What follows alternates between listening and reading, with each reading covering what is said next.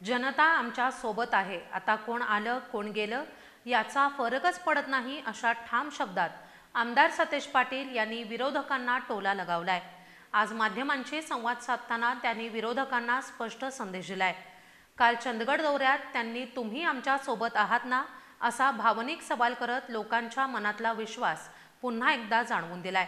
सामान्य माणसाला आत्ताचं राजकारण आवडत नाही, म्हणूनच जनता अजूनही आमच्याकडे विश्वासाने पाहतीये, असाही विश्वास त्यांनी यावेळी व्यक्त केलाय। दरम्यान जिल्ह्याला नवीन पोलीस अधीक्षक मिळाल्यानंतर त्यांनी जुन्या अधिकाऱ्यांच्या कार्यपद्धतीवर अप्रत्यक्ष टीका करत नव्या अधिकाऱ्यांकडून अपेक्षा व्यक्त केल्या आहेत। महापालिका जिल्हा परिषद याच्या प्रभाग रचना राज्यामध्ये सुरू झालेल्या आहेत। पूर्वी कायदा होता की या प्रभाग रचना याचा अधिकार निवडणूक आयोगाला होता, परंतु मागच्या काळामध्ये म्हणजे मागच्या 2 वर्षापूर्वी हा कायदा बदलण्यात आला आणि हा अधिकार RDD डिपार्टमेंट आणि नगर विकास विभागाने घेतला। आमचा आक्षेप त्याला आहे की त्यावेळी निवडणूक आयोगाने हे अधिकार आपले द्यायला नको पाहिजे होते। ठीक आहे, आता ते सरकारकडे आलेले आहेत। आमची भूमिका काँग्रेस पक्ष म्हणून असणार आहे की राज्यामध्ये प्रभाग रचना करताना दबावानं कुठलाही प्रभाग रचना होता कामा नये, कुठंतरी नियम बाजूला ठेवून या ठिकाणी होता कामा नये आणि राज्यामध्ये प्रत्येक जिल्ह्यामधल्या प्रभाग रचनेवर काँग्रेस पक्ष महाविकास आघाडी म्हणून आमचं बारकाईनं लक्ष या ठिकाणी असणार आहे। आणि आमच्या अधिकाऱ्यांना देखील सूचना आहे, विनंती आहे की आपण चुकीचं दबावाखाली कुठलं या ठिकाणी करू नये। या राज्यामध्ये जो मॅन्डेट आहे तो लोक निवडणुकीमध्ये देऊ देत, परंतु जे 10% या ठिकाणी इकडं तिकडं लोकसंख्येचा विषय आहे त्यामध्ये काही बदल आता प्राथमिकदृष्ट्या 2011ची सेन्सस गृहीत धरून करावा असं सुप्रीम कोर्टानं सांगितलेलं।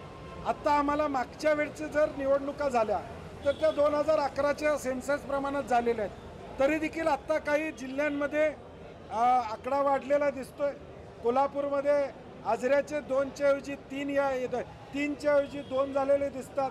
आजऱ्यासारख्या ठिकाणी 50,000चा मतदारसंघ हा जिल्हा परिषदला या ठिकाणी झालेला आहे। काही ठिकाणी 37,000चा जिल्हा परिषद या जिल्ह्यामध्ये झालेला आहे। अशी माहिती राज्यामध्ये आमच्याकडे येते आणि त्यामुळे आम्ही पक्ष म्हणून यामध्ये निश्चितपणे लक्ष घालतो। मला वाटतं या सगळ्या प्रकरणाकडं गांभीर्यानं बघणं या ठिकाणी अत्यंत गरजेचं आहे। ज्या कुटुंबियांचं या ठिकाणी दुर्दैवी मृत्यू झालेला त्यांचा आधार देणं या ठिकाणी महत्त्वाचं आहे। आता पाहणी फोटो सेशन यामधून नेमकं काय मिळणार आहे हे आम्हाला कळत नाही, परंतु कुटुंबियांना आधार देणं, त्यांचे अश्रू पुसणं आणि अशी घटना परत होऊ शकणार नाही हा एअरलाईन्सच्या माध्यमातून भारताच्या वतीनं जगामध्ये संदेश जाणं हे मला वाटतं प्रायोरिटी सरकारची असली पाहिजे। समितीला कार्यकाळ दिलाय काय मला माहीत नाही, कारण की महायुतीच्या सरकारनं म्हणजे देवेंद्र फडणवीस साहेबांनी भाषणामध्ये सांगितलं होतं आमचं सरकार आलं की आम्ही कर्जमाफी करू। अजितदादा म्हणतात मी कधी शब्द या ठिकाणी दिला होता। आत्ता बच्चू कडूंना एक आश्वासन देण्यात आलेलं आहे, त्यात कार्यकाल लिहिला पाहिजे की किती दिवसात ही समिती अहवाल देईल आणि किती दिवसात ही कर्जमाफी होईल। नाहीतर समितीचा अहवाल हा अजून 1-2 वर्ष चालायचा। फक्त जिल्हा परिषदच्या निवडणुका आहेत म्हणून ही समिती स्थापन होता कामा नये। या राज्यातल्या निवडणुका आहेत म्हणून या समितीची स्थापना होऊन फक्त त्याच्यासाठी देखाव्यासाठी न होता तातडीनं आणि किती दिवसात सरकार निर्णय घेणार हे यातलं महत्त्वाचं।